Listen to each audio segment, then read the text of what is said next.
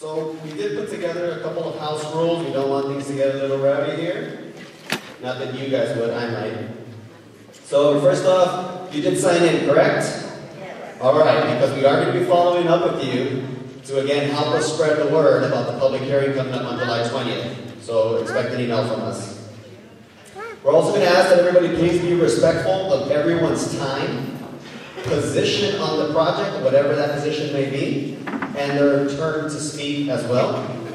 We ask that everyone please be respectful of the facility and all staff that are here to participate with this process. We ask that you please refrain from rude comments, antagonizing remarks, negative gestures, speaking out, or speaking out of turn and or interrupting others. We want to be as respectful as possible through this process and give everybody an equal share, an equal shot at asking their questions and at the same time getting their answers. We ask that you please raise your hand and speak only when called upon by the facilitator. Everyone who chooses to speak will be allotted up to 1 minute for comments and or question. Multiple opportunities to speak may be granted once everyone has had at least one opportunity to ask or to speak. There will be one speaker at a time. If you do want to get into a group conversation, we please ask that you not do it in here and that you take the conversation outside. Video and audio recording is permitted. I see you. Violators of the ground rules may be subject to being escorted from the premises. I'm going to pass it over to Ann Kerman, our communications director here for the project. She's got a couple of words for you as well. Thank you. Good evening, everybody. Again, my name is Ann Kerman. I'm with the Community Relations Department at Metro, and on behalf of Metro and Caltrans, we want to thank you for giving us an opportunity to come out here tonight and speak with you. More than anything, it is important that we hear from you, that we hear your thoughts on this project, that we hear your input, and because of that, and thankfully to your supervisor, Supervisor Solis, you are going to have an additional opportunity to come out and make public comments. What we hope that you will get out of tonight's meeting is that you will find the best way that you can provide comments to us. You will find out the most meaningful comments, because what's been going on the last several years is a lot of technical study, but this is the part of the process that becomes the community's process. It's your voice, it's your ideas, it's your thoughts that will influence what the final project becomes. And so we want you to come out on June 20th. We want you to talk to our technical experts, and we want you to provide either written or verbal comments. So I invite you to be engaged, to spread the word to your community, to get as many people out on June 20th as we can. The flyers are up front. And please come out and tell us what you think about the project. Tonight, we'll take as many questions as we can, but we might not be able to be super specific if they're very technical questions. You'll get that opportunity on June 20th. So thank you again, and we're going to do a presentation, and then we'll take your questions. I am delighted to meet each and every one of you tonight. If you'd like to speak to me personally, please feel free to do so. But thank you again.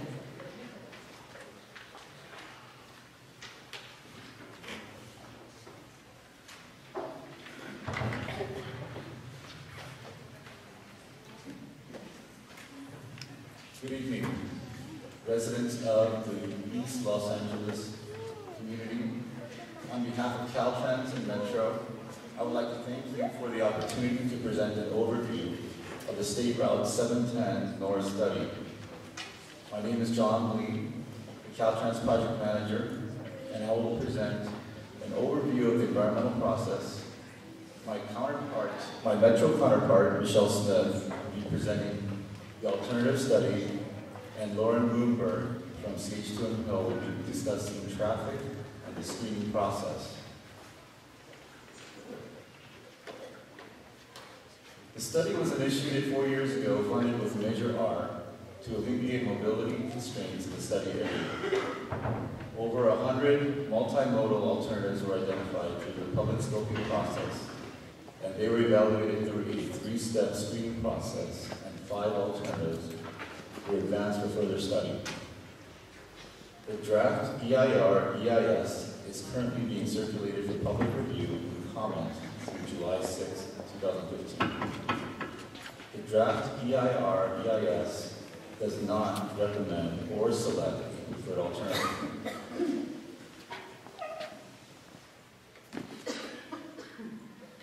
There are several ways to comment on the draft EIR-EIS. One is to attend a public hearing and provide your testimony, either written or verbal. Written comments can also be mailed to Caltrans, care of Garrett Damrat, the Chief Environmental Planner. Comments can also be submitted online via the Caltrans website. Comments should address substantive concerns related to the technical analysis provided in the environmental document.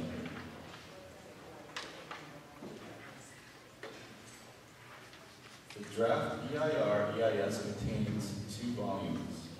Volume 1 discusses the background, purpose and need, alternative study, and the environmental impacts of the project alternatives. Volume 2 are the appendices that contain the supporting list of technical studies, charts, figures, and tables.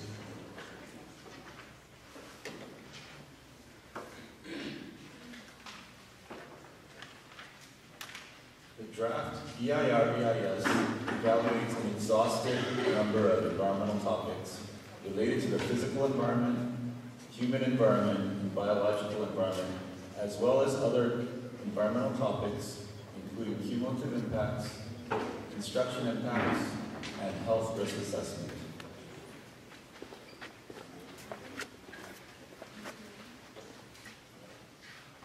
This diagram shows an overview of the environmental process.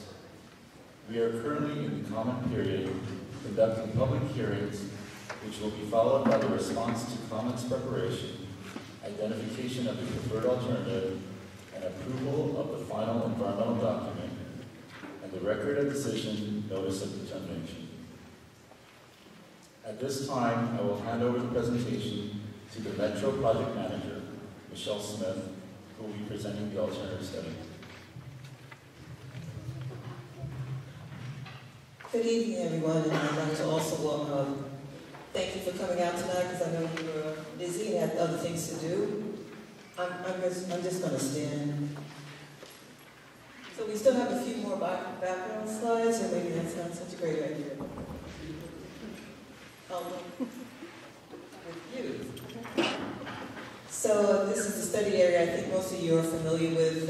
It's generally bounded by the 210 on the north, the 10 on the south, the 605 on the east, and the 2 and the 5 on the west.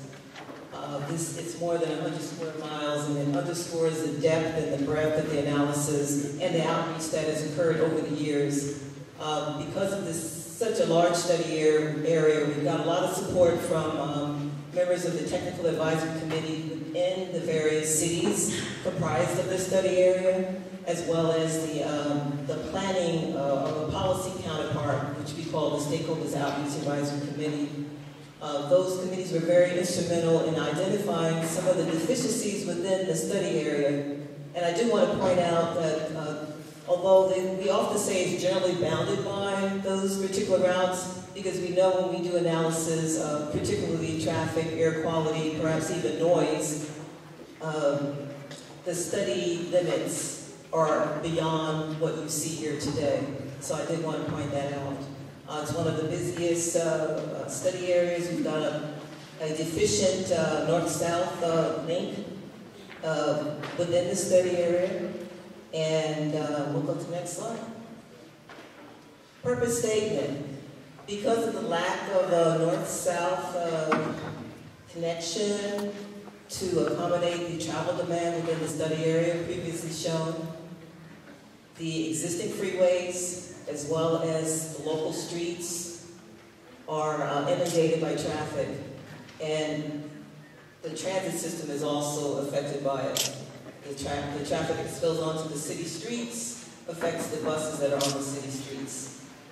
So this is the purpose statement that we've developed, and this is a guiding principle. The alternatives that we have presented in the draft we look at how well they best address this purpose statement, and I think you've seen it before, improving the efficiency, reducing the congestion, and minimizing environmental impacts within the study area, which is Western Trinity, the Valley, and East Northeast Los Angeles.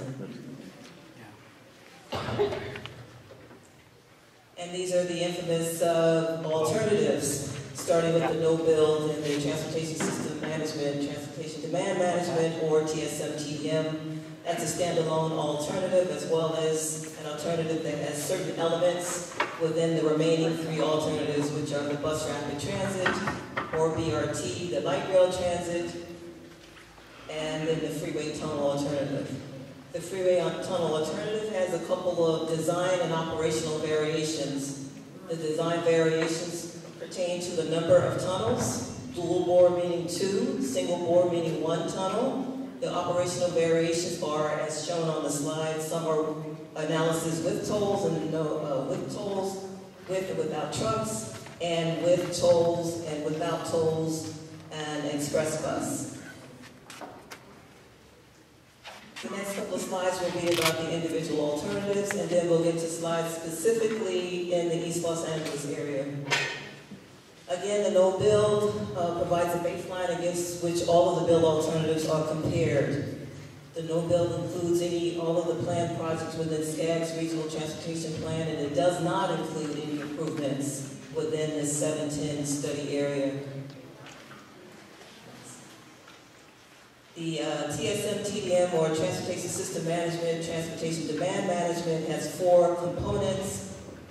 On the upper left is the ITS, or Intelligent Transportation System Improvements. We're finding that if we're able to synchronize signals, optimize some of the lights, and have some signal to transit priority, that we're able to have our local streets be more efficient. So that's one of the elements. The local street intersection improvements are throughout the study area, and they include widening, perhaps some left turn pockets, and other improvements to increase the efficiency or the capacity on the existing streets within the study area. On the lower left is an indication of the active transportation system that are already on the books within various cities throughout the study area. We want to acknowledge that. And on the lower left is the transit operations. We're finding that if we tweak some of the bus service operating plans, that we can improve the service anywhere from 25 to 75%. And we are also proposing various elements of this TSM-TDM on the build alternatives to better, to have the performance measures on the major alternatives of BRT, LRT, and tunnel alternatives, to have them perform better.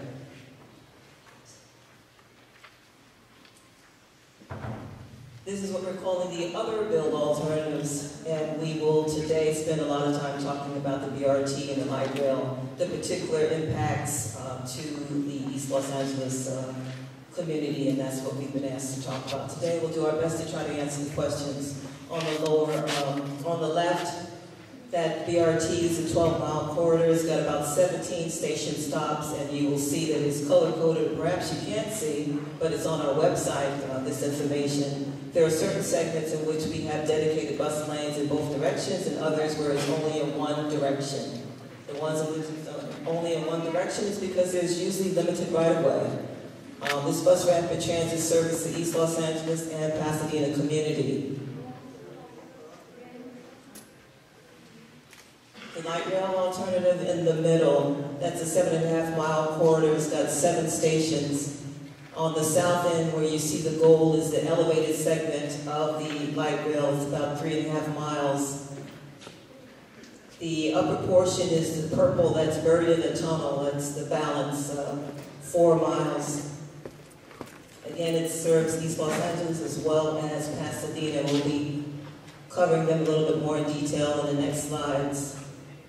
And then we have the freeway tunnel connecting the 2 existing stubs on the 710. On the south end, the stub that is north of the 10 freeway, and on the north end, the stub that is south of the 210 and 134 interchange. This is the one that has the design variations as well as the operational variations. And before going into those slides, this is the preliminary cost estimate and schedule for the alternatives, which you can find this information in the draft EIR, EIS. The TSM, TDM has the components outlined. The overall total for that is $105 million.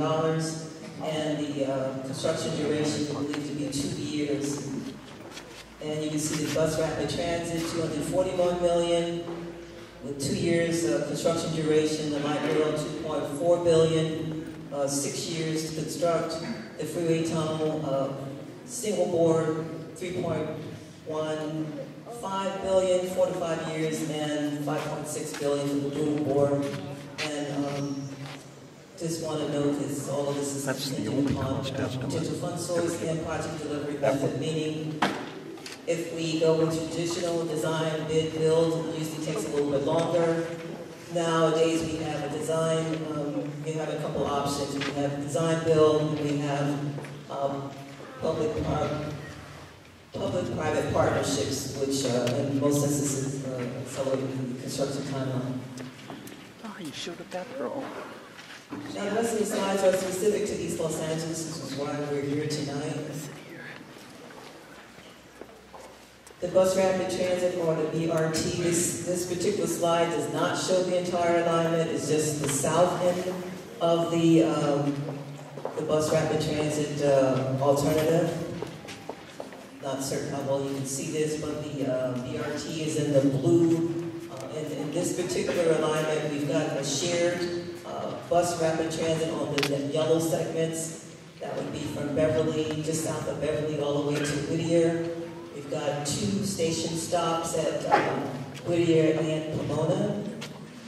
And we've got some existing right-of-way that we're showing in a gold. And of course, you see the city limits. So for the most part, just west of Pomona, or I should say south of Pomona, is the East Los Angeles segment.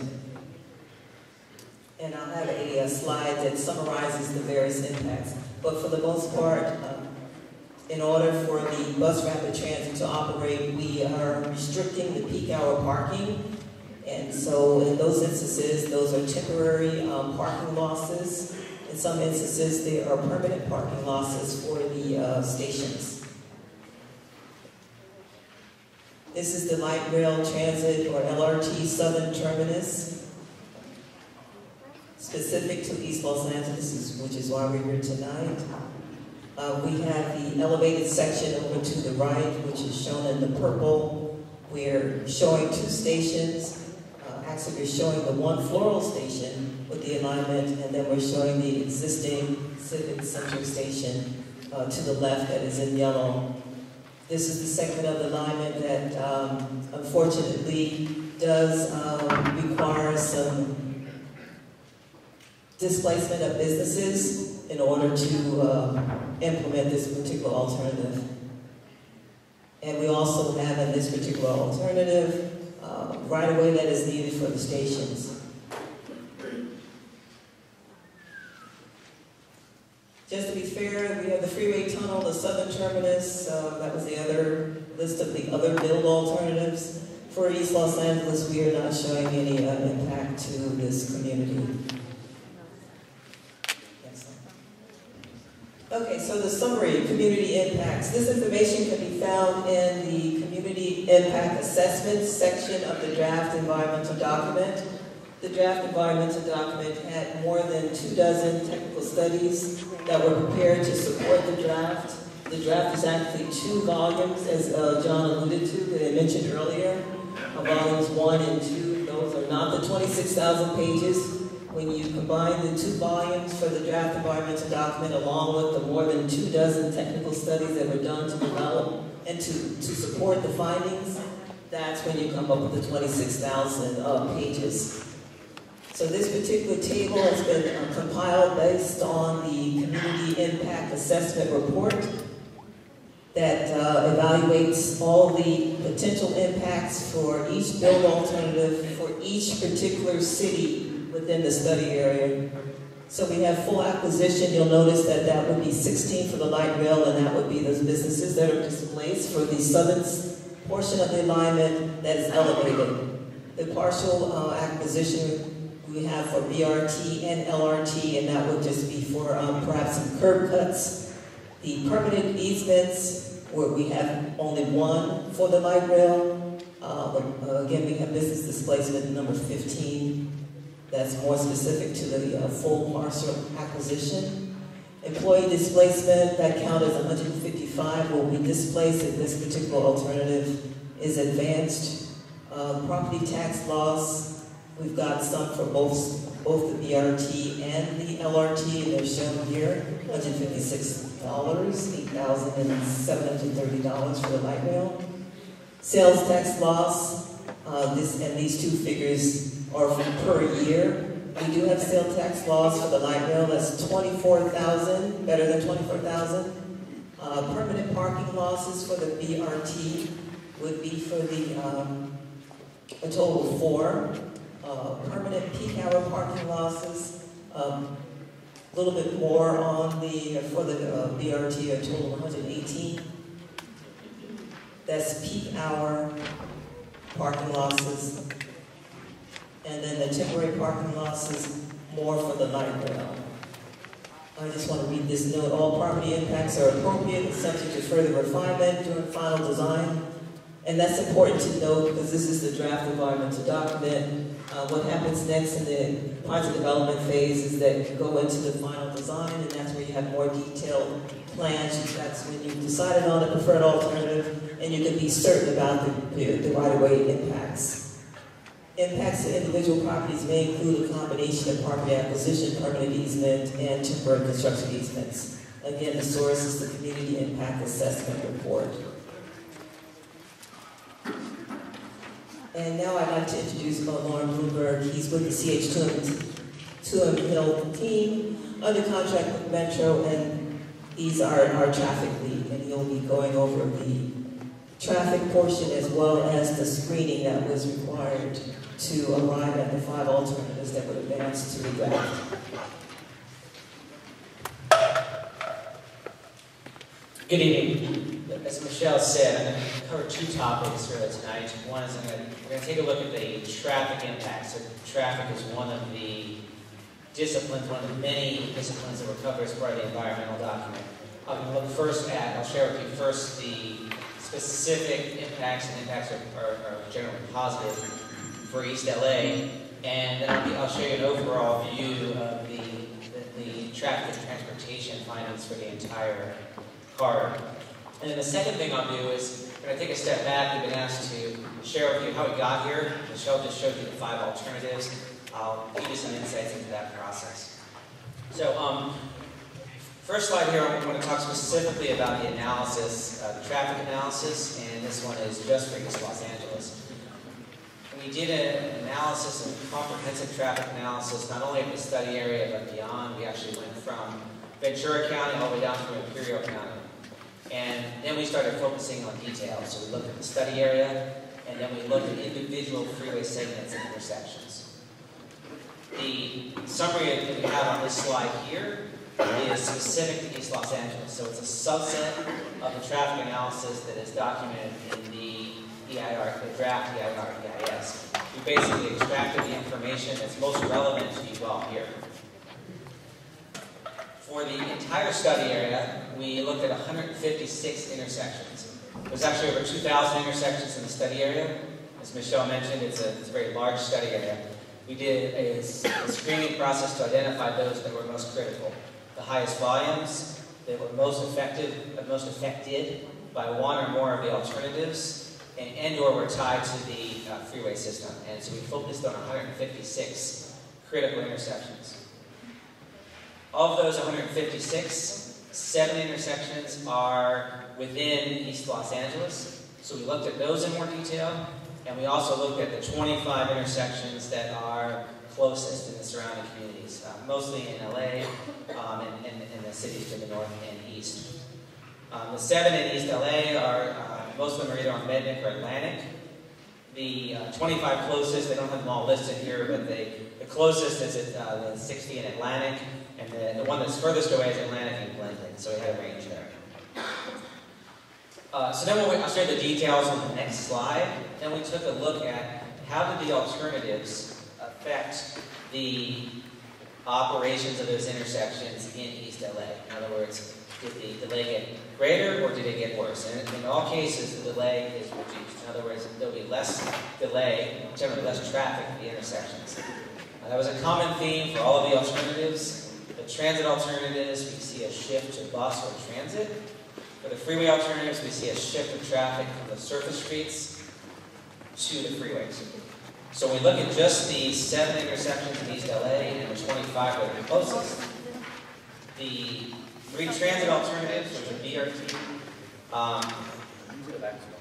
the 3 transit alternatives, which are BRT, LRT, and the TSM TDM, it was about 7 to 8%. They were all pretty close. And then for the freeway alternatives, we saw a reduction. There was less delay of 13 to 15%. I'll show you those details in a second. Of the 32 intersections, that's 7 in East LA and 25 nearby. Up to 10, you see a substantive improvement. In other words, the level of service, which is how we measure delay, improves. And then we did have 7 intersections in different locations, either nearby or in East LA, where there were defined impacts. In other words, the delay got worse. So let me show you some details on that. That's on the next slide, this table here. So the column here on the left is the alternative. And as Michelle said, we have 5 alternatives. So we have no build, which is an alternative. Then 3, we call them transit alternatives, TSM, TDM, BRT, and LRT. And I'll show you this more in a minute, but the TSM, TDM is a transit alternative. We call it that because a big component of that is increased bus service, kind of the traditional bus service.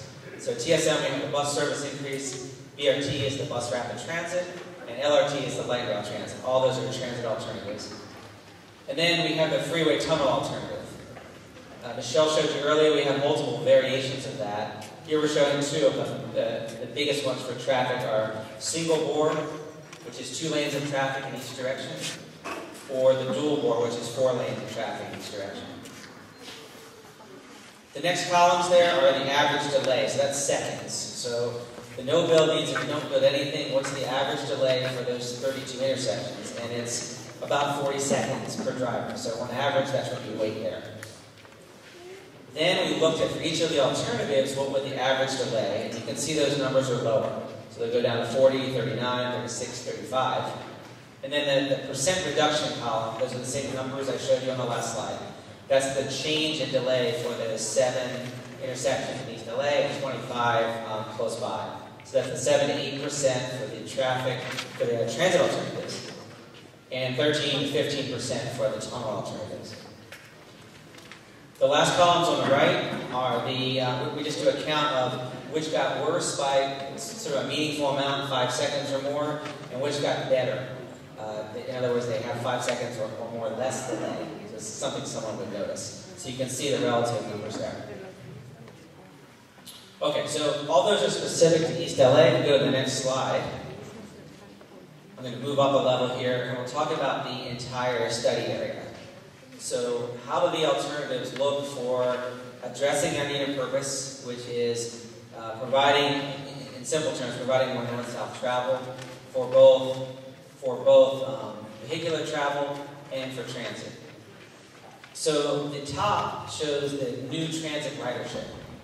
This is basically the number of additional trips that will be occurring on transit. And we have it broken down by the different alternatives. So the first number on the left there, TSM TDM, remember I said that it adds a lot of local bus service, and you see that in that 11,250. In other words, we're going to see 11,250 more trips per day on transit. There's a lot of shifts that go on between the automobile and transit and other modes, but that's the net, 11,000 more people taking the bus. Then when we look at BRT and LRT, those numbers are a bit higher, 13,500 and 15,350. They're higher because we're providing additional transit capacity, BRT and LRT, but we are also including all of the local bus service with the TSM TDM. That's part of that alternative. So they're not that much higher, somewhat higher. And then the freeway tunnel alternative, you see even the freeway tunnel alternative increases the amount of transit usage by about 10,000. It's not quite as high as the TSM TDM because there's a little bit of shift back from transit to the freeway system as we provide that capacity.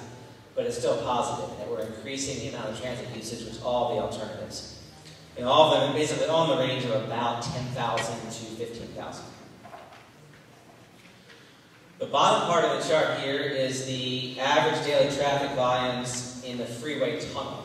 So basically this is the number of cars and trucks for some variations. Not all variations have trucks, but some do.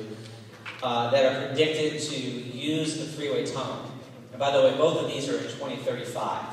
We forecast out about 20 years to see what will happen. So you can see the numbers there. We have 6 variations. The 3 on the left are the single bore variation. In other words, we have two lanes in each direction, both in one bore of the tunnel. And the dual bore is 4 lanes in each direction, and it's in 2 separate bores. So the dual bore freeway tunnel carries more traffic. That's about 180,000 vehicles per day.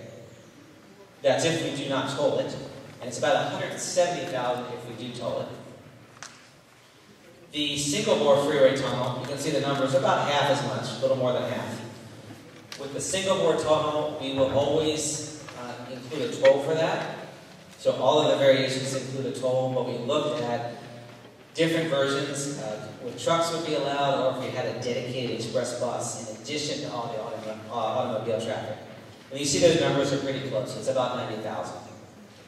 So in summary, with the transit alternatives, we add 10 to 15,000 transit trips a day. And that's true even with the transit component of freeway tunnel. With the freeway tunnel alternative, we're serving about 90,000 trips a day in the single bore and 170 to 180 in the dual bore, depending on the variation. Okay, so those slides, that's part 1, what I want to share with you. Those slides are a summary of the traffic and transportation information that is in the draft environmental document. And lots more details there, and we'll have that at the public meeting next month. Next month, right? Next. The second thing I wanted to share with you is about the screening process. And the question that drove this part of the presentation was, how did we get to 5 alternatives? In other words, why do we have TSM, TDM, ERT, LRT, and a freeway tunnel? So I'm going to take a step back and share that with you in this next series of slides. The short summary is we did a multi-step screening process where we looked at a wide number of alternatives, did a iterative or multi-step process to look at those in increasing detail about how they performed and what the impacts would be, until we got to the 5 alternatives that we're studying in the environmental document. So we started with as many as we could think of, got input from lots of sources, refined them, made them as good as we can, screened them down, continued the analysis, and that's where we are today with the 5 alternatives. So that's the graphic at the top shows that step by step. We started with a large number, we went down to 42, this is the second arrow.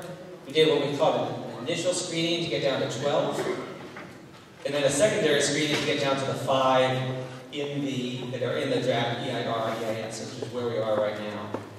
So let me share a couple of details on that. We started with what we called an unscreened set of alternatives, which is anything and everything. The technical team, any input we heard from the public, any meetings basically that occurred up to that point. We had well over 100 that included a really wide range. And you see a lot of the same terms that we have in our final alternatives, but we looked at well beyond that. Probably the most apparent ones that are different are we looked at surface alternatives for the freeway. So not just a tunnel freeway, but a surface and the elevated freeway. We looked at improvements to the highway system, that was not just the freeways, but local streets as well. Commuter rail and a lot of technology options. Then we got down to a set of 42 alternatives in our initial screening. Next slide. And those included, these are the bullets here. And again, we had those same categories, but we had different variations. So we had 7 different variations of BRT, bus rapid transit. LRT, we had 8. We had 11 different freeway alternatives, surface and subsurface freeways and different routes. And then 13 where we made major changes to the surface street system. So with those 42 concepts, we did an evaluation, which is on the next 2 slides. And it was a very structured, formal evaluation. We looked at what we call the elements of the need, which are the 4 items in the left column there. So how does it improve the regional transportation system, the freeway system, the local street system, and the transit system? And we looked at 1 or 2 objectives there. In other words, how do we do that? Do we reduce travel time, reduce congestion, and we increase transit ridership? And we came up with evaluation criteria, which are on the right there. Those are very specific, they're quantitative, they're real numbers. We generated the evaluation for all 42 alternatives. So we could predict the transit ridership or the travel time at a screening level. We didn't just use those 4 need elements, which are basically how do we make it better, but we also looked at the effects, which are those additional values and concerns on the left there, 5, 6, and 7. So we looked at the potential environmental effects at a screening level. Were they consistent with the transportation plans? And there's lots of those out there. And was it financially feasible? So with those objectives, we had even more criteria. We looked at specific resource and impact topics. We looked at different plans, and we looked at cost effectiveness. So we ended up with about over 3 dozen evaluation criteria, and we used those to screen down to 12 alternatives. With those 12 alternatives, now we're down to 12, now we can do some more refinement. We could actually start identifying the specific details of those routes. We can make them better. Basically put the best foot forward for all 12 of those alternatives. And we could do more detailed performance evaluation. And this was the step before where we are today, which is how do we get to those 5 alternatives that we have in the environmental document.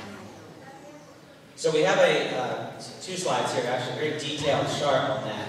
And we've documented it's in the alternatives analysis report. It's on the website, so I'm not going to go into the details here, but I wanted to share with you the process. The alternatives are the columns here, so they're the blue columns along the top. We had 12 alternatives, and as we went through these, we actually ended up with 14. We added 2 more. We're constantly refining, making them better.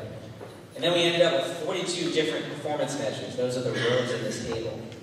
So for each of those 14 alternatives, we evaluated on 42 different performance measures. Things like traffic operations, things like right-of-way impacts, things like transit ridership, cost effectiveness, 42 different ones. And we put in each one of those colored cells there as a number. 42.3, 8,000, whatever it may be. We did that engineering evaluation. And then the color coding is green is the best, red is the worst. So we can see at a glance kind of which ones were performing well and which ones weren't performing as well. So lots of detail there. Then we rolled it up, which is the next slide, and we rolled it up to a summary for each one. And on these, we gave it was given a ranking assessment from 1 to 7. 1 was the worst, 7 was the best. Again, the alternatives are on the top there. You can see we have the Stodno build, TSM TDM. We got down to 3 BRT alternatives, 4 LRT. The absolute freeway tunnel, we have 4 of those, and then 2 highway alternatives, which are surface streets. And then, so we have the overall evaluation. Again, lots of detail behind this, so you can see the color coding. Then the last step, how do we get from 14 to 5, is on the next slide. We pulled out the best alternative from each set. In other words, what was the best freeway alternative? And that was the one that was called F7X at the time.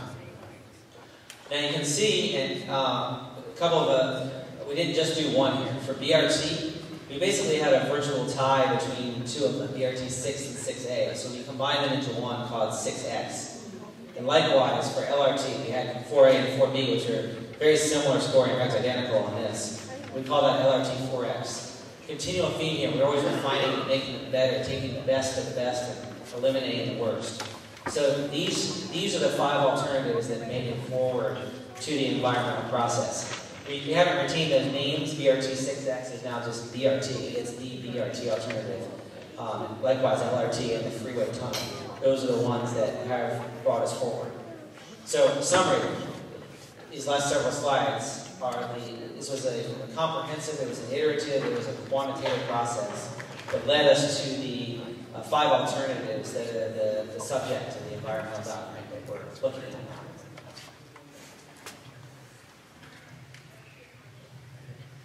Okay, we only have a couple more slides to go. So the next step, as it says here, is to conduct the final public hearing. That will be in East Los Angeles next month. Then we would review and respond to the public comments comments that we get, either online, at the public hearing, public testimony that may be made, or some that are submitted in writing.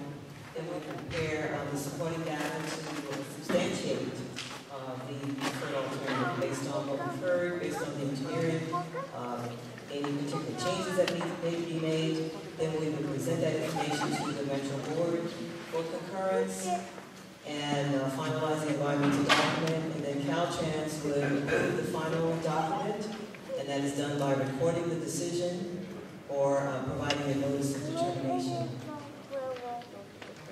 So this is the listing of the public hearings. The four on the top we've already conducted.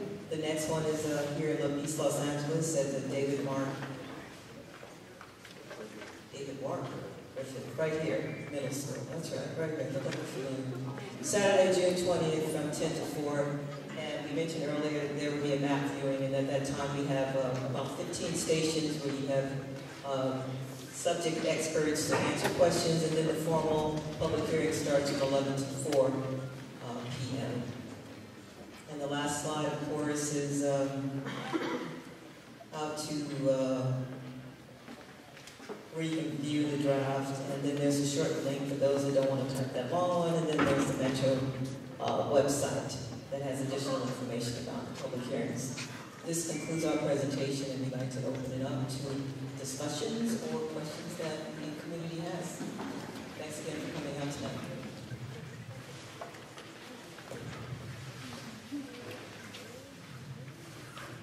Thank you very much. All right, so we're going to go ahead and open the floor up to question and answer, but before we do, I do want to recognize a couple of people that have joined us today. We do have the mayor of Glendale and also Metro board member, Ara Najarian. We also have Councilwoman Barbara Messina from the city of Alhambra. Presence, and of course, we also have the councilwoman from the city of Monterey Park, Teresa Real Sabastan. And then also a representative from Congresswoman Lucille Roybal-Eller's office, Genesis. So we have these two microphones set up. We are going to ask that you please step to the microphone if you'd like to ask a question or pose a comment. We are going to ask that you please limit your question or your comment to 1 minute. And then after everyone has had an opportunity to speak at least once, we will then open it up again for some more additional comments as well. So I'll leave it to you guys. Come on up, sir. Does it work? All it works. Good evening. My name is Sam Burgess. You spoke earlier about the report being 26,000 pages. It's very difficult to write a comment, an intelligent and informed comment on any aspect of that if we do not know what the costs and benefits are to this whole project. Now, in the last year or so, the public has promised on numerous occasions that we would be providing a cost-benefit analysis. We have yet to receive that, and I sincerely believe that we should have that cost-benefit analysis before you end the public comment, and the public comment period should actually begin when we receive that cost-benefit analysis. Right now, it is very unfair to the public because we cannot make an informed comment without knowing what the costs and the benefits are to this. Thank you.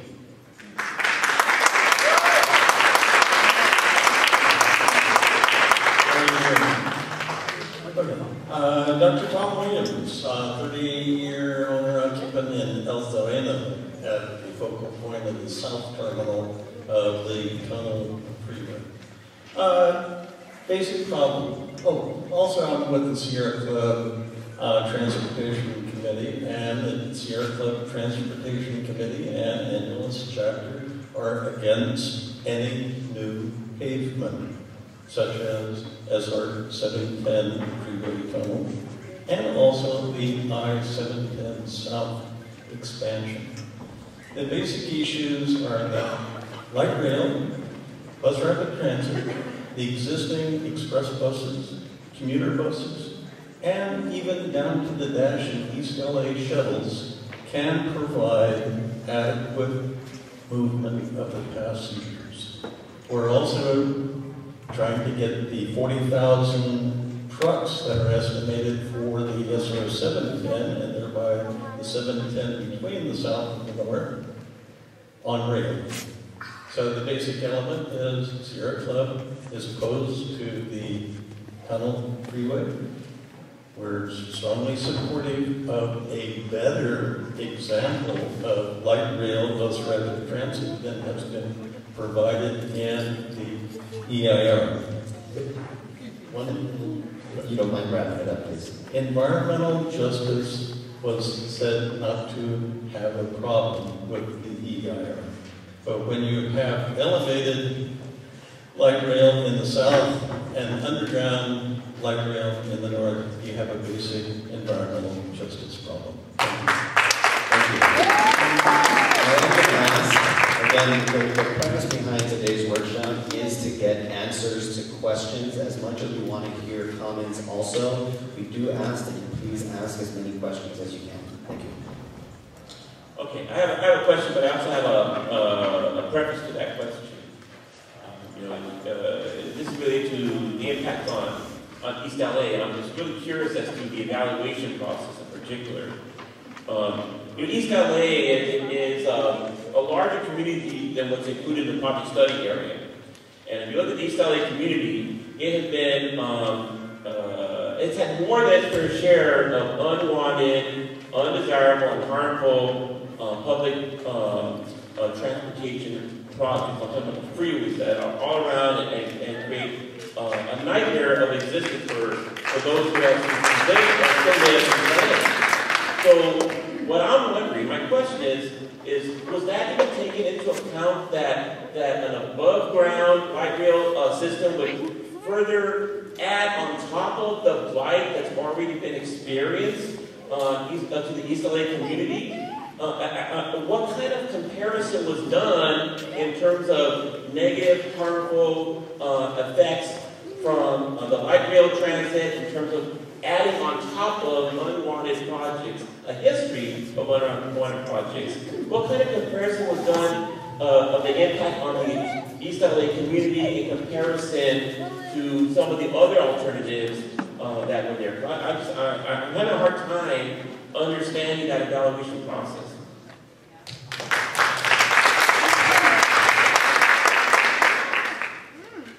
We had a couple of slides that tried to show some of the technical information in terms of the evaluation process, but I think yours is more specific to East Los Angeles and whether or not we looked at what had been done before and what it would mean to the community.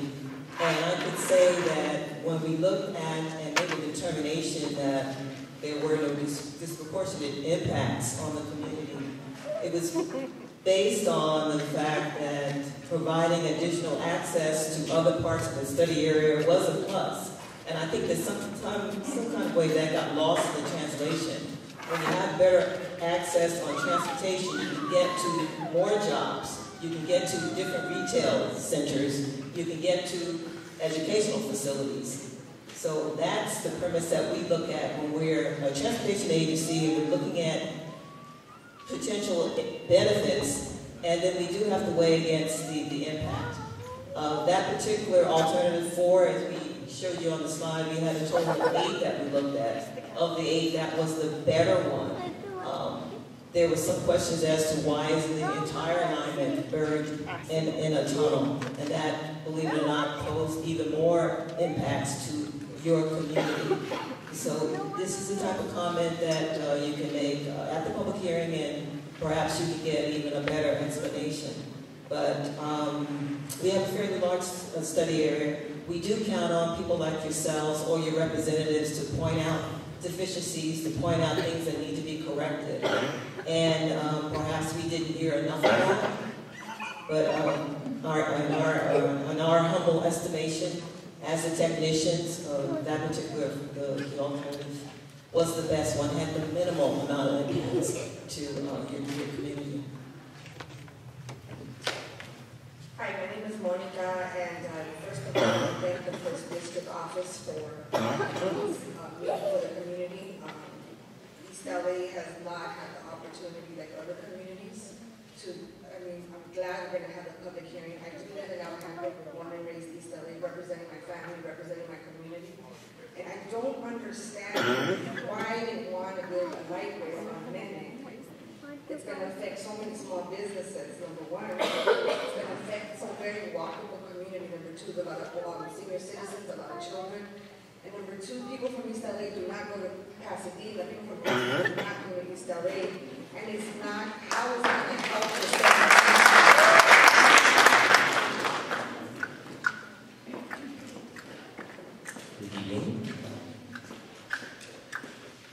In regards to your time estimates for how long it would take to build some of these, I think you're looking through rose-colored glasses if you think that the freeway tunnel or tunnels will take less time to build than some of the other alternatives, even if there have been some studies done in advance. If the Boston Dig is any indication, or if the Willits Bypass construction collapse in Mendocino County are any indication, there will be lots of construction problems, cost overruns, and delays in the freeway alternatives, not to mention lawsuit delays, civil disobedience delays, and perhaps some other delays. Also, is there an analysis in regards to black carbon emissions during construction phases for each of the alternatives in PIR and EIS? And is there analysis of likely differences in carbon and GHG emissions between the alternatives? And there should be a widespread environmental justice analysis done on the various alternatives. Thank you.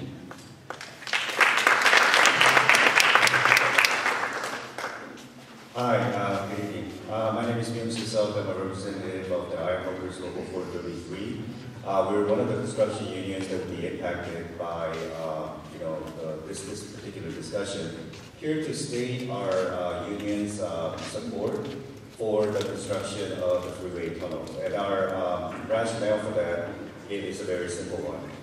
One is that when we actually took a look at where our members live in all the impacted cities that has been in discussion, we found that our members tend to be on the southern side in the communities where working families live.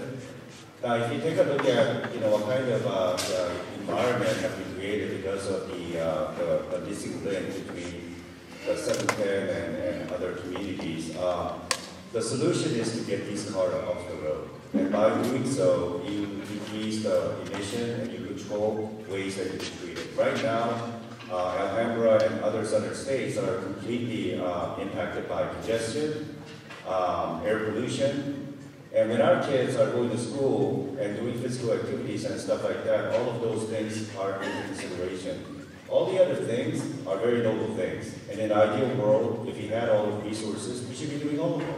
Absolutely. However, having said that, this particular tunnel is not going to be 100% funded by public funds. Most likely it will be a public-private partnership. And there will be private money that's coming in to build this thing. That's my understanding. That's the assumption that's going into this. The second thing is, as a result of it, you'll be creating an incredible amount of local jobs that are middle class, local jobs that are unionized, and people who will be able to get their young sons and daughters into a program that will be part of building this thing. Behind you, you'll see other representatives of the construction unions that's with us, and they'll probably speak, but I just want to remind people that all of these things are not just about creating jobs, but if we're going to be talking about the impacts of different options and stuff like that, we should also talk about the creation of how many good jobs and local jobs that's going to benefit this community. Thank you, sir. Thank you for your comments. Thank you.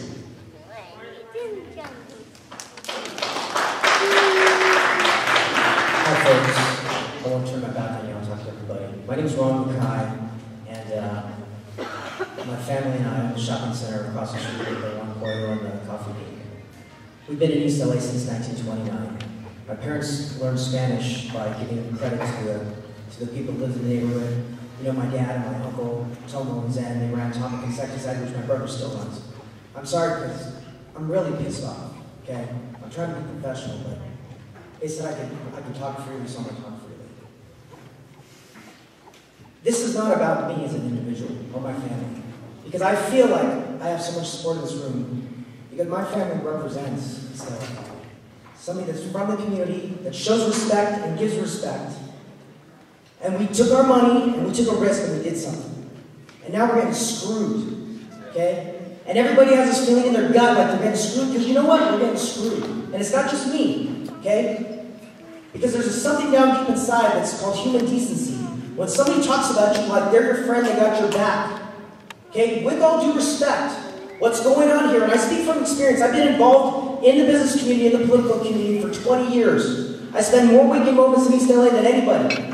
Okay? I was involved in that MTA light rail for the Gold Line. I sat on that committee. And my experience, with all due respect, was they lied to me. They lied to me in this. When we found out, they didn't tell us we found out. We went down there. And the first question we asked was, is there going to be any property taken? They said no. That just wasn't one person. That was several people. Sir, I'm going to ask you to please wrap up your comments. Your 1 minute is up. No, I mean, it's okay. And we're also going to ask that we remain conscious of our ground rules. Look, okay, I want to work within the process, okay? The question is, what do we do about it? Elected officials, please come to our help. We need help. All these other cities have millions of dollars. We need your help. Because we're getting screwed. Please help us. Thanksgiving Caltrans, please show us respect as people. Because after you're said and gone, and you guys are, you're gone, we're going to have to live with this. Thank you very much for your comments.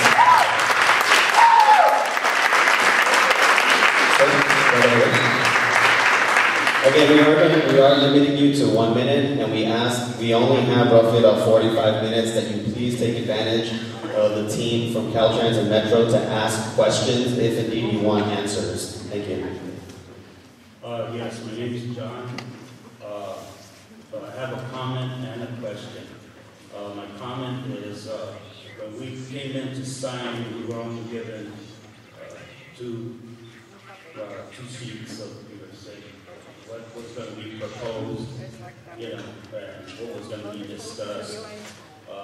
Now we're given the overview of what you showed us on the a lot of people, they're older, they're like me, I could barely make out what was up there on the screen. Right. Okay. I apologize that we don't have that, but I am happy to take anybody's address and mail it to you tomorrow morning. And also, it's on the Metro website if you want to access it that way, metro.net/SR710. And in that paper as well, you do have a couple of locations where you can actually access the document as well. So, just additional information. Documents. Documents. Yes, correct. All right. Okay. We'll over. I said I had a comment and a question. Your minute was up, sir. Well, like I said, we're gonna get everybody an opportunity because we are on a very limited timeline here. So we are only going till 8 o'clock tonight. My question is very brief. Okay. Please, go ahead. Okay. The studies that you're talking about, were they done in the office or were there actual people out in the field, getting the studies done? Thank you. We'll try to answer that. The studies were verified. There's information that we had to verify in the field, so yeah, we didn't do the studies from the office. But I did want to comment on the gentleman that asked about the lack of carbon emissions. The air quality portion of the draft environmental document is in Chapter 3, Section 3.13. So you may want to review that to see if that particular item is covered. And pertaining to the gentleman that talked about the jobs, there is a fiscal and impact report that supports the draft environmental document, and they'll talk about the various type of jobs associated with the alternatives. And I do want to remind the group or the community here in East Los Angeles that no decisions have been made on any of the alternatives. And it's not uncommon if someone does come into the office and ask whether or not their property will be taken. We still do not know today whether or not a property has been taken because there's been no preferred alternative that's been selected that would indicate if there's a property that would be taken.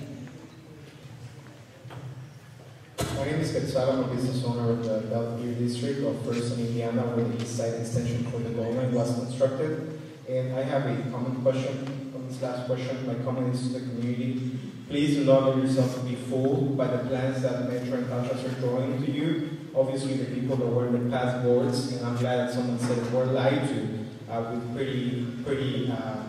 pretty visage of what might have been the Metro Gold Line. It has obviously been a detrimental project to the community. It is not impacting in any positive way our community.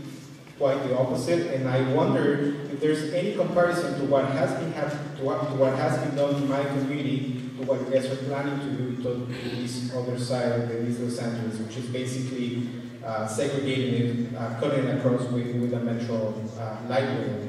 I ask the community to not consider any other alternative other than a tunnel, which is really the only thing that's going to help you relieve the traffic. Because if you look at the graphics, the reduction by the other alternatives, it's less than 10%. And by the time you guys are done with that project, the traffic is going to be 3 times as high. How many times is it going to take for you guys to actually finish the project? Thank you very much for your comments.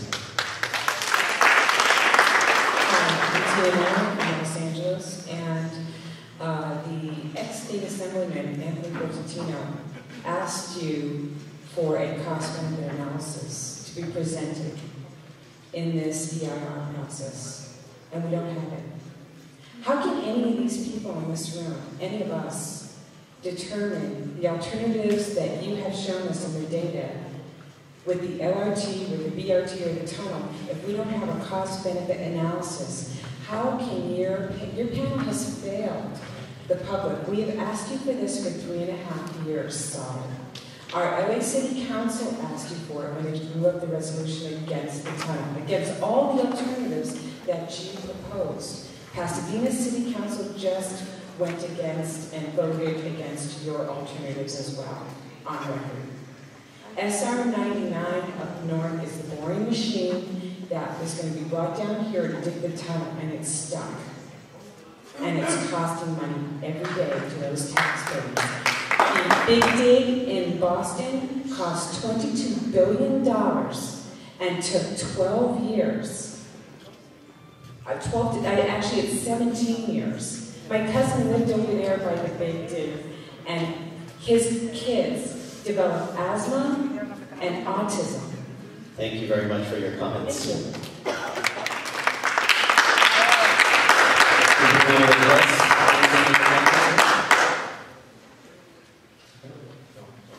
Hi, Tony DeMarco, property owner on Whittier Boulevard, business owner on Whittier Boulevard, president of the Whittier Boulevard Merchant Association. I have a question. The screening process, 100 to 42 to 12. In that process, was there public comment or analysis to where you had meetings like this from 2010 on? Yes? So there was one. So, and I know you guys know this, East LA was not involved in that. Okay. And again, it's too late, but I know everyone in this room is upset about that. The community is upset that we were not involved with that. It was interesting, your numbers, so $2.4 billion for the light rail.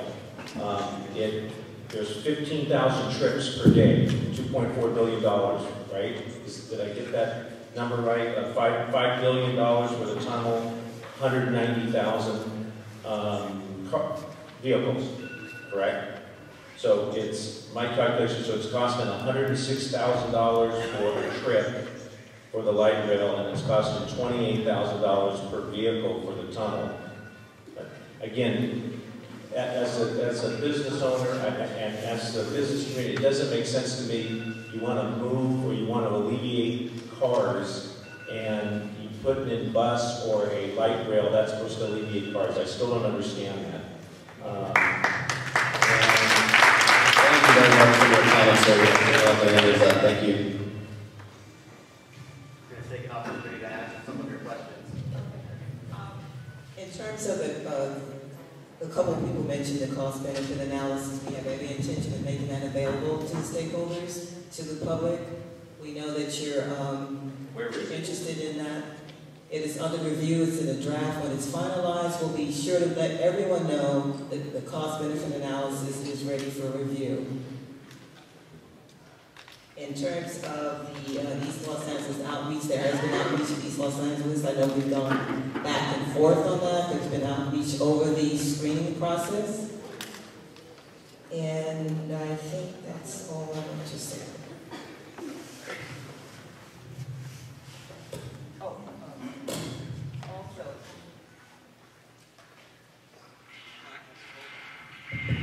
While I don't doubt your math, but the way we calculate or come up with estimates is a little bit different than the mathematics that you expressed here tonight. So they're outlined in the draft environmental document, and I'd be happy to go over that with you. It's a very complicated process, and it isn't simply the mathematics that was conveyed here tonight. My name is Yolanda Duarte, and I was the chair of the Maravilla Community Advisory Group, one of the committees that hosted some of these interactions with our East LA community. And I have to echo Ron's disappointment. We asked that question, Ron asked that question at our meetings. We were assured that there was no property to be taken. So that's my comment about the process. With regard to your selection process, I know you admitted that it's less than perfect, but I just can't see how looking at performance measures and using the detailed matrix that choosing the LRT and the BRT that has the worst impacts for East LA could be the best possible choice. So with that, I have a question about the LRT. It seems awfully close to the second-story buildings that are on the corners of First and Midland. How close is it? And did you do a vibration study? Is there a noise study? You know, the clinks, the clamps, all of that things that I did not see in a report. There is a vibration study as well as a noise study. Those are typical technical studies that have to accompany any draft environmental document. And in terms of the lateral distance from the structure to the buildings, I can't quite answer that. I'll try to give an answer to you at some other time.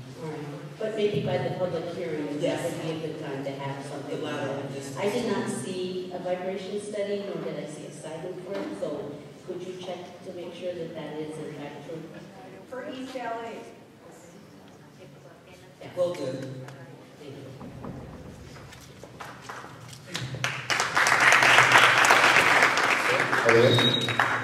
My name is Ronald Daniel Rubalcaba. I graduated from Griffith, Garfield High School, East Los Angeles College, Pacific University. I'm a stakeholder in the community. Some of you here know me. There was a time here in East Los Angeles where half the freeways in LA County went through East LA. 1967, completion of the Long Beach and One Freeway. There's a historical fear you guys are going to screw us, excuse me for saying that word, because of what happened with 3rd Street, with the light rail line and everything else, the lives and improved business and commerce, and didn't happen, it went the other way. I am a conservationist, I'm not an environmentalist. And I say that specifically because some of these things, in fact, may be true, but you have to have a solution here because of the traffic and everything. I will right now, temporarily for myself, people I know will say the double board tunnel is the way to go. I understand about what's stuck up there in Bay Area and everything else. But I just want to say something that You know, there is a phobia in our community for progress that's going to eventually backfire. And I hope you do find some kind of solution there despite everything else going on. Thank you very much for your comments, sir.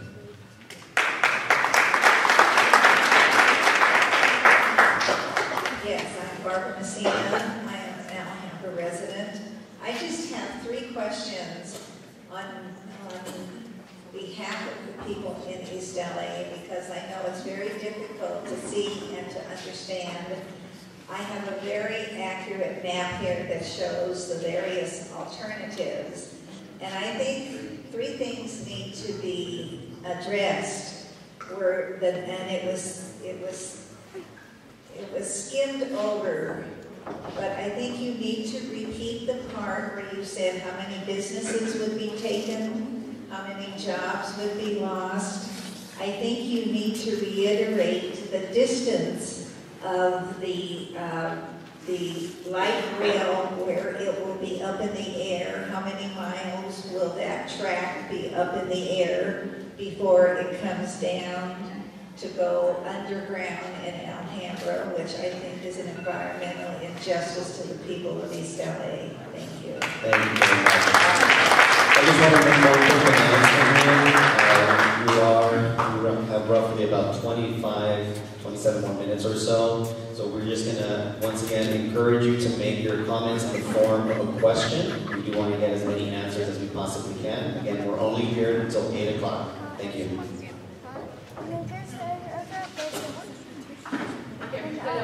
So I want to know why is it that a light rail that goes above ground was better than going underground? They will say that based on some kind of analysis that was better, so we know what it is.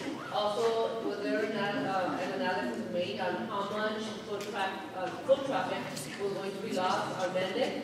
Because if you do live here, which I do, and walk on Mendick day and night, and you go, you see a lot of people walking the dog, walking coffee. So was there an analysis?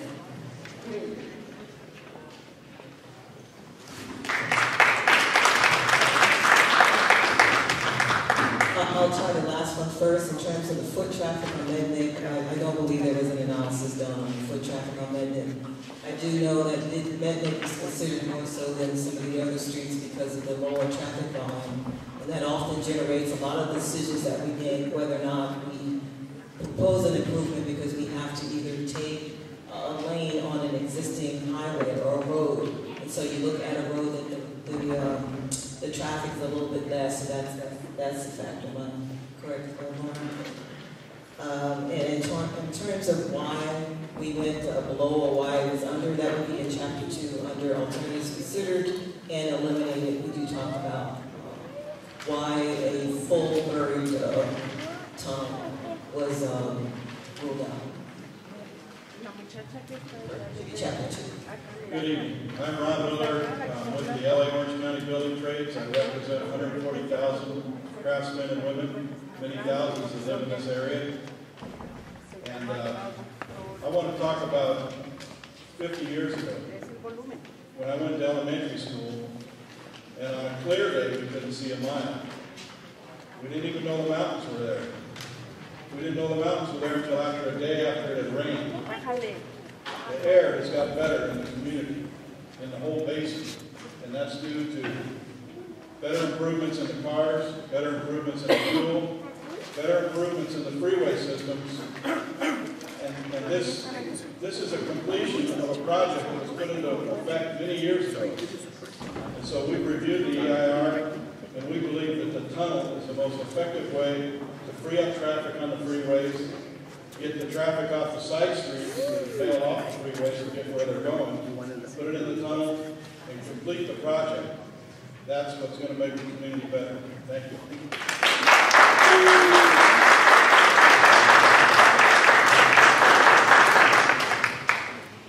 My name is Marta Hernandez, resident of East Los Angeles, and I'm here on behalf of my people that have died, continue to die, and is still sick. Because you make us believe that everything you do is for our own good and you lie to us.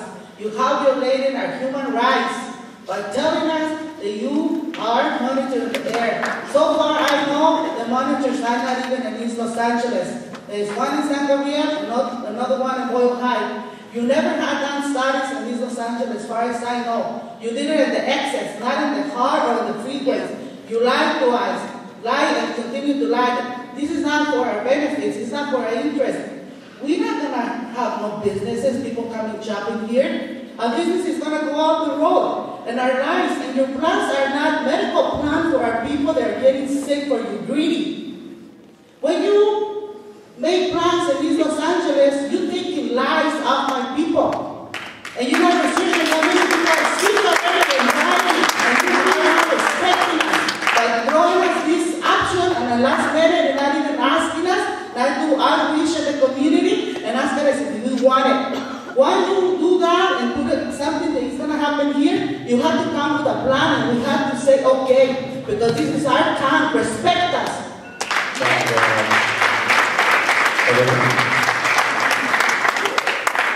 Sarah Solis, former Cricket Bulldog. A big part of this project seems to be getting cars off the streets and onto the freeway, but the street study in East LA either show little improvement or have an increase on traffic. I dispute your numbers. I have them here in my hand, and Glendon Way is not in East LA. So how does this help the quality of East LA getting cars off the street into the freeway when we have 4 freeways here? And I just handed you a piece of paper that shows an error in your traffic analysis where you show an increase, a better level of service in East LA on 3rd when it actually decreased. How do we know that your numbers really show what's happening when you make these kinds of errors?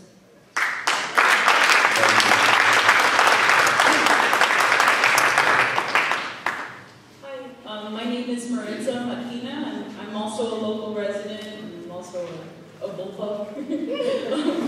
But I've been a lifelong resident here, and I have asthma. And I'm very concerned about my community's health. So in your analysis, I'd like to know if you have a projected estimate of the increase in respiratory diseases or other diseases that might be a consequence of this project that you're working on. And really, we're not really getting the benefit from this. It's really the trucking companies and the private businesses that are going to benefit from the 7th Freeway, much like they have on the rest of the freeway. So I'd like to know if they're making any private contributions towards this, since we're just paying the taxes, it seems. They're using the road and making the money. So these are major concerns for us. We are negatively impacted by these kinds of constructions, and like many of the other communities of color in this area that are along the 710. Thank you.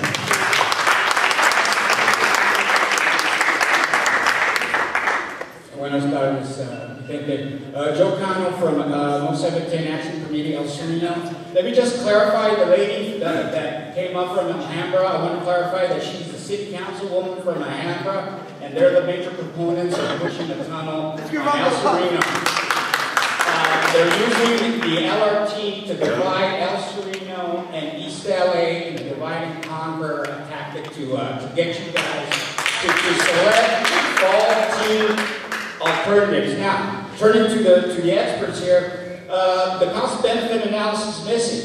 I see that you've established the last meeting on June 20th. So, do you expect the public to absorb a cost-benefit analysis on June 20th when the commenting period ends in July 6th? Now, the California Transportation Committee has already threatened to pull the plug on this process because you have not provided a cost-benefit analysis. I'd like to know, once a cost-benefit analysis is submitted, do you plan to restart the clock? Thank you very much.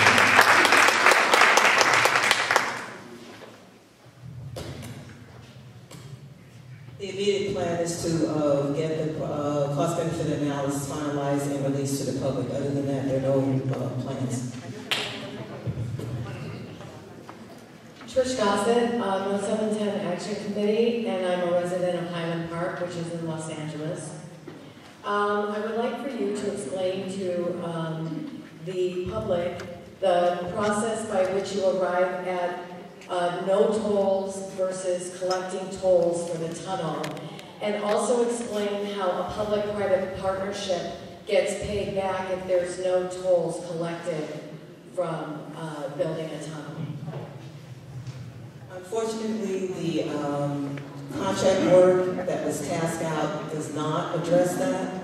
A specific traffic and revenue study has to be conducted. I do know there is a plan to have that done for a number of a number of metro projects, and at that time we'll be able to answer that.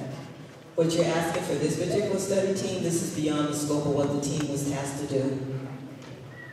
With 26,625 pages of analysis, you couldn't give us a bite of something, some sort of expectation that would explain anything that just me, who's just a private citizen, can kind of weigh to say, well, is this a good idea or a bad idea?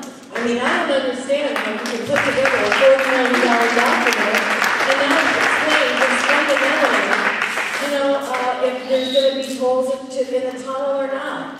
And then if so, or if not, how a public-private partnership gets paid back. That's all. That's what I want to know. I'm a taxpayer. Yeah, that's good information. I think the traffic revenue study will be very strong.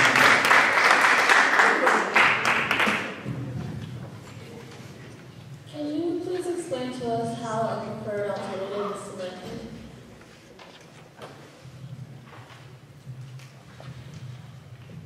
You had a slide on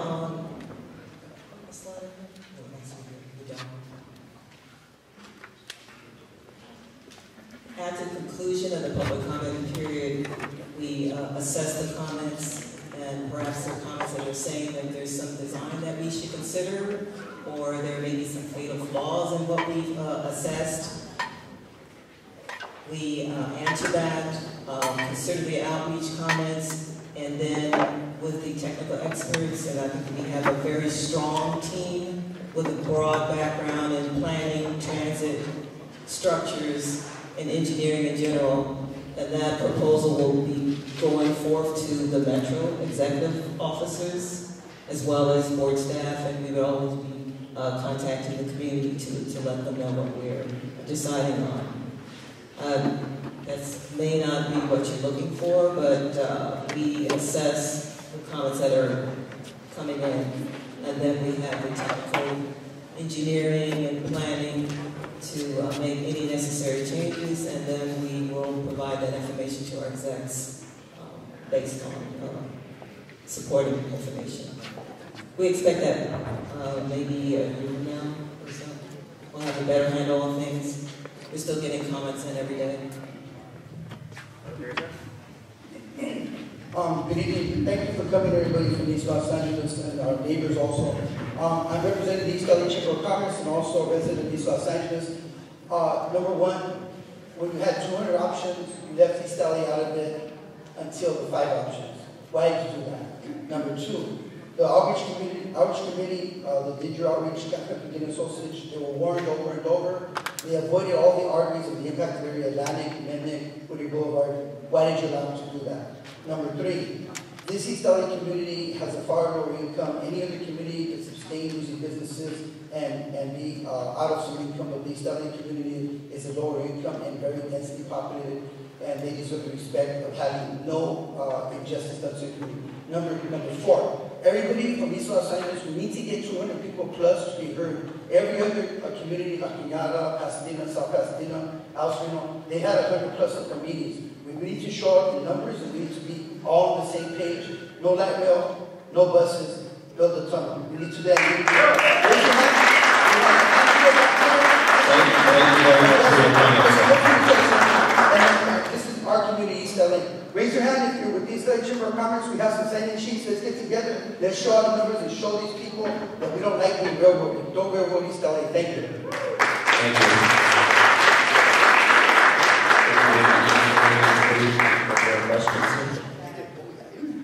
Are you going to answer my question? Three questions. We answer the questions that we can. You said you pointed out an error. We'll take a closer look at that. In terms of you said respect East LA. You have any intention of respecting East LA? I made a note of that to find out where the East LA monitors were. I'm sorry, I should probably told you that. You had 4, I think there were questions. Why were we left out of the process? We had 100 options. Why were we waiting until 25 to give us into group? And why did you allow the outreach to be done in avoiding the arguments that we were having? Why did you allow that? I don't know that we want to spend time going backwards discussing it because we have already mentioned to you there was that outreach. You didn't think it was adequate. I think it would be more productive for us from this point forward to work together and make sure there is better outreach. And that's not true because the same thing happened here where we did the work together. Raise your hand if you see these 2 ladies passing out flyers in the street. Raise your hand. I'm finding the library. Okay, so see, this isn't from your outreach. You haven't earned your money. So you need to show us that you're going to work for it, not just in talk. Like Ron Kai said, you burned this on 3rd Street, you're going to try and burn this again on Mendon. It's going to happen. You need to show some courtesy and respect and let us know what we're going to do and have make us part of being involved in it. Thank you very much. I just want to remind everybody here, we only have about maybe 10 more minutes, and we do want to give everybody an opportunity to ask their questions, so please want to refrain from back and forth dialogue. We will try to get these answers, and we will work closely with Metro and Caltrans. But again, we are on a very limited timeline today, and we are going to have, again, on June 20th, a full public hearing where will be a longer period of time to submit your comments and ask more questions. Over here, please. My name is Hugo Garcia from El Sereno. I'm the president of the El Sereno Organizing Committee for the past 24 years. We filed a lawsuit against Caltrans for environmental discrimination 16 years ago. We stand with East LA. We believe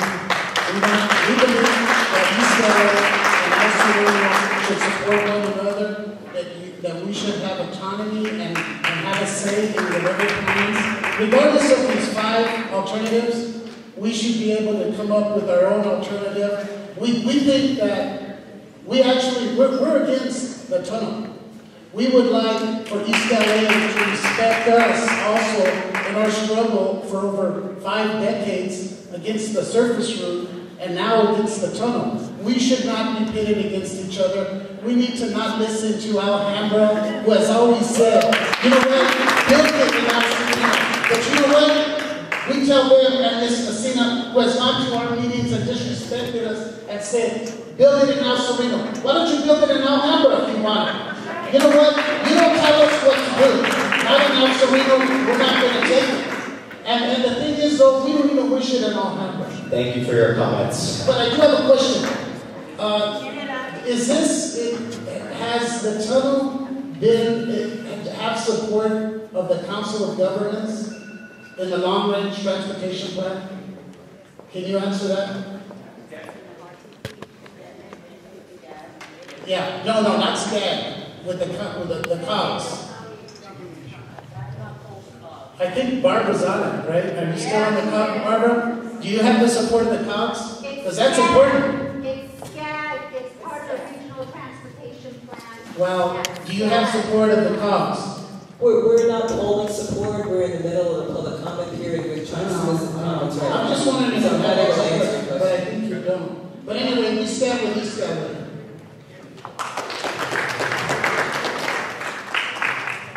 Marta Fernandez, East Los Angeles. I would like to ask you to let the people know how many falls is going to be in the weight of the tunnel, and our water ground is going to be disturbed, being in a drought, and that's not good for any human being. And I want you to be more truthful about, the consequences that follow to do the tunnel. To me, it's a dead trap. That's what it is. Because it's so long and no exits. And I don't think it's going to alleviate any traffic whatsoever. And I don't think the light rail is going to alleviate any traffic. People are not going to need the cars. Free transportation will make people get in the buses and the trains. They are already. That's how we alleviate the traffic. And the study you did admit, maybe you came in the nighttime, sweetheart, because we saw a lot of traffic there. It's an arterial to the freeways. And now you're going to put the light rail? People are going to die there. If you don't have the dimensionality, the 200 feet that connects to the Golden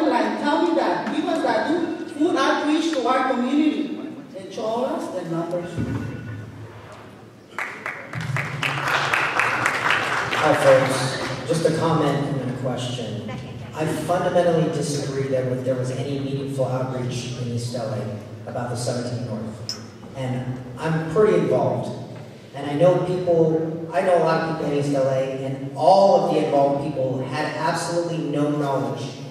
So we gotta call it for what it is, because it's misinformation. There was no meaningful outreach, in my opinion, and I have a pretty learned opinion on this. My question is about environmental justice impacts, and I think this is very important for everybody to understand this. My question is, explain to the folks what an environmental justice impact is, because the takeaway, and again, this isn't about me and my shopping center and my family, blah, blah, blah. This represents East LA. They're taking away a shopping center. Let's talk about Coffee Bean. Coffee Bean is a tenant that we begged and pleaded with to come in East LA for years. And they finally came. And now they're taking away this shopping center and this tenant, and they're saying, well, it doesn't matter. You know, it's easy to say in Pasadena because there's 4,000 Starbucks in Pasadena. But it matters to the people here. Again, this is not my opinion. I think everybody in the room feels the same way. Explain what an environmental justice impact is, please.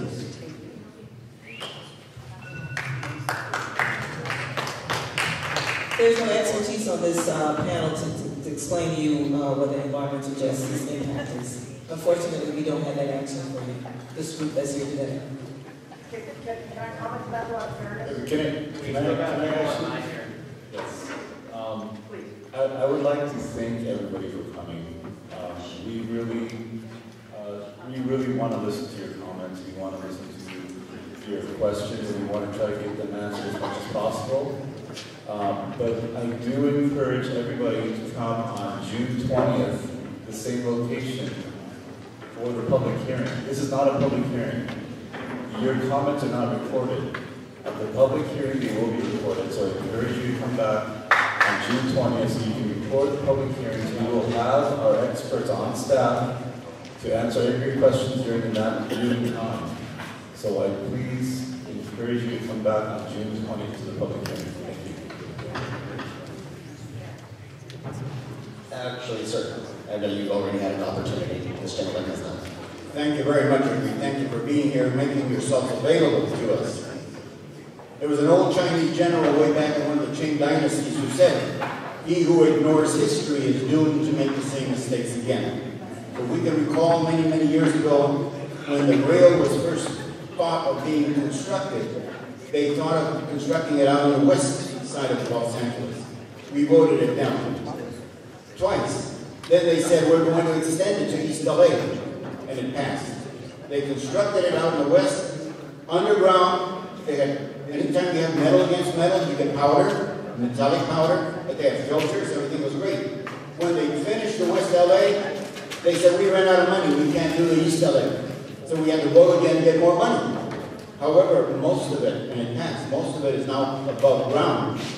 And there's a lot of metallic powder, people are breathing it. Have you done a study, and that's my question, have you done a study of how many children have had respiratory illnesses as a result of this metal against metal? Because it's constructed above ground. Why wasn't it put underground like they did in West LA?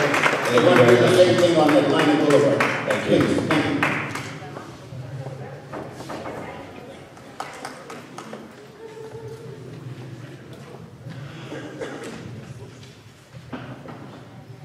Okay, so here's my question. In light of the concerns that East LA folks have about the lack of outreach, in light of the fact that of the various plans, recognizing it's very difficult to find out how people feel whether they'll use a tunnel or use other sort of things, yet the light rail actually ends, you know, in East LA area that your proposal. Were East LA residents and property owners ever surveyed over whether or not they would use that light rail proposal? Was there ever a survey done? No. Typically, we don't survey. No, but so that there was no survey done. We do model. Yeah. Well, I understand how with some of the other proposals, a survey model, a survey approach would have worked, but for the use of a light rail that's going to have an endpoint. That would sound reasonable, wouldn't it? Wouldn't it be reasonable to survey the people at the end point? I think this public comment period is survey. This is serving as a survey period for us. And that's typically what you do. We come up with the best alternatives, and then we share it with the public, and then we get feedback. And this is the survey. The survey of use of the light rail. The survey of all the 5 alternatives. But my question was specific to the light rail. You asked me whether or not we've done a survey, and I think I answered that. Yeah, that you did. Right. My name is Sandra Arias, and I've been involved with this in 2012. And at that time, many of the residents didn't even know about this study or the phases you were going to do and select different areas. And I started passing them out. And to this day, there's not a good outreach, exactly what the people are saying here. And I feel that's an injustice. And you know what? What is very sad as a community leader, I've seen this community be destroyed left and right. From the Pomona Freeway, which a gentleman said in the 60s, to the 710, to houses for eminent domain taken away. I lost a lot of friends. We lost a lot of relatives that had to move out of this community. And lessen our residents in East LA. We're proud to live in East LA. Maravilla is considered a beautiful community, and East LA is a beautiful community.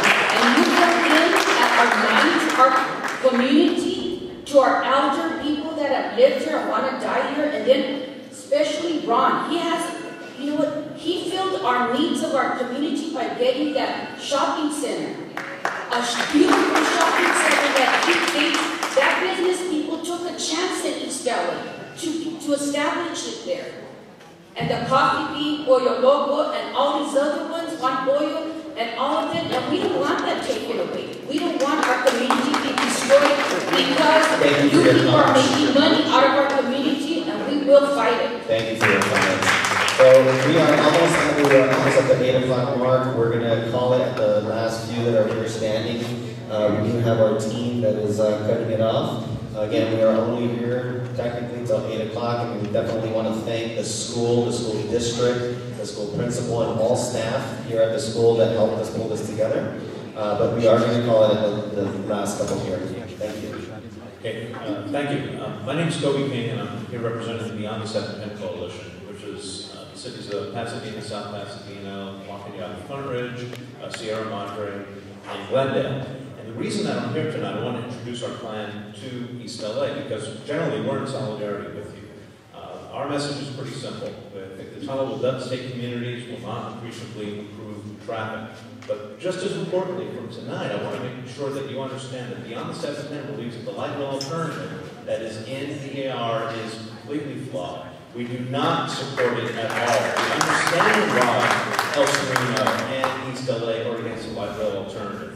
What we want to do instead is remove the stubs. Well, our proposal is to remove both the north and the south stubs, to use that space for a variety of things that would be very good for everybody involved, to be able to expand Cal State LA, to provide better access to Cal State LA instead of dumping all the traffic onto streets, to be able to divert traffic away from Alhambra, and to be able to provide more homes, recreation, and better connections for everybody. So that's Beyond the 710, and we'll see you back here on the 20th. Thank you for your comments.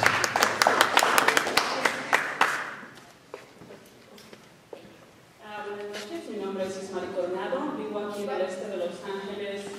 Good evening, my name is María Coronado, I live in East Los Angeles. Por 16 años. Esta es mi comunidad. Aquí es donde viven mis hijos, alrededor de esta comunidad. Las escuelas Garfield, Griffith, Brooklyn, la 4th Street, todas esas son las escuelas de mis niños. Y mi pregunta es, ¿ustedes han pensado en estos niños que caminan y andan alrededor de esta área, de esta comunidad? ¿Cómo al ustedes pensar hacer estos proyectos, han pensado en cuando ustedes llevan a cabo esos proyectos, cualquiera que sea de las opciones que elijan, cómo van a ver nuestros niños al venir a nuestras escuelas? ¿Estarán ellos cubriéndose la boca? Tengo 2 hijos con asma y 2 niños con autismo. Y esa es mi preocupación y quiero dejárselas en su pensamiento. ¿Qué va a pasar con nuestros niños? Con nuestra comunidad, que son los niños, ¿verdad? Nuestra comunidad futura. Muchísimas gracias. My name is Rachel Herrera.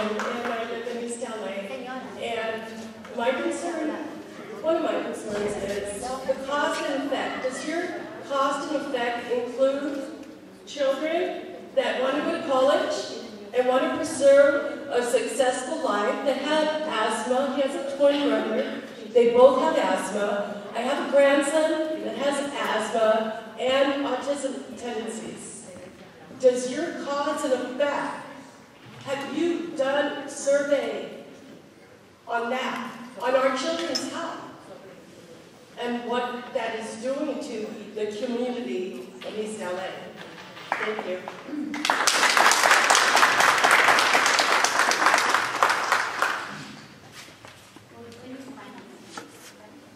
Yes, go ahead. Okay, can I get the woman in the blazer? Can you come up to speak now? Okay, these are going to be the last two speakers. We have to be respectful because we have some custodians and also some teachers that are staying here late. And we're going to have to close the building and just try to be respectful and mindful of their time. Because otherwise then there's costs that are incurred and we don't want the school to incur any more costs than they already have. Thank you. Buenas noches. Con permiso, señora. Si gustaría usar el micrófono acá, al otro lado. Gracias. Usted hable, frene y lo hable.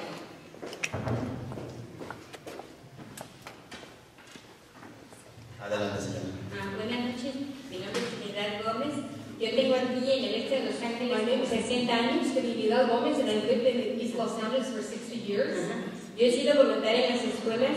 I'm a volunteer at schools. I work as a volunteer. Yo pienso que están ustedes muy interesados en hacer proyectos, pero tienen que tomar en cuenta que nosotros necesitamos que nos den más millones de dólares y no nos den proyectos que ustedes están proponiendo. I think you are interested in proposing projects, but we need you to give the money to us and not so much the projects you're thinking about. Porque si se nos establece el este de Los Ángeles, yo pienso que yo sí he tratado juntas y yo hago obras de teatro y todo eso y quiero lo mejor para mi gente, porque ya estuvo, dicen que el que peleó Goliat con una onda y les ganó a los que tenían metralletas. ¿Por qué? Porque nosotros tenemos que luchar para ganar lo mejor, no dejarnos con una paletita a chupar. You have to realize that we want the best for our community, and like David fought against Goliath, he won, and we don't want you to give us just a little candy to suck on. Se habían de dar cuenta que hay muchos estudiantes que van con de esas patinetas, ya no pueden ser inválidos, ya van a la escuela. Quisiera que los directores les quitaran esto, porque los niños ya no están siendo inválidos, van con esas patinetas de madera, me pegaron aquí, me quedan bien mal. Más educación para los jóvenes, habían de tomar en cuenta, no hacer túneles para estar oscuros, para caminar en la calle que haya, se están muy compadecidos por el tráfico, pues hagan avionetas. Gracias, señora.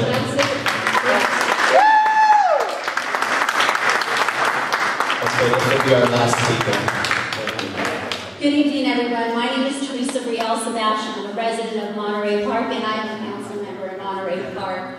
I just want to say that I am fully supporting the completion of the 710 freeway, and I can say that Monterey Park does not support the Gold Line extension via East LA College. And I want to remind you that the completion of the 710 freeway is for regional transportation. Yes, we want bikes. Yes, we want all these other forms of alternative transportation. But the truth is, we still depend on cars. And so the 710 freeway is that connector. It was never meant to end in Alhambra. It never was. And I want to know, those people that are here from Pasadena, from South Pasadena, from Glendale, how many of you have taken the 710 El Sereno too, don't leave us out. To this very forum? You probably did. And that 710 freeway cut through all of our communities, including my community. And we were willing to do that because we understand it's regional transportation. And now that it's going to cut through the other communities, they're saying, I'm sorry, not in my backyard. Well, that's not social justice. So, people, please don't get diverted on what's going on. When people say they've got your back, why do they have your back now? Why did they have your back when they were extending the Gold Line extension, when they were building the 710 freeway, when they were building the 60 freeway, when they were building the 10 freeway? Thank you they didn't care. Gloria Molina, that's why. Gloria Molina screwed everything So once again, I'd like to thank everybody for joining us this evening. Again, I definitely want to thank everybody here at the school for opening up their beautiful auditorium for us to have this workshop. And again, thanks to all the leaders here in East LA for engaging our office. We certainly look forward to the public comment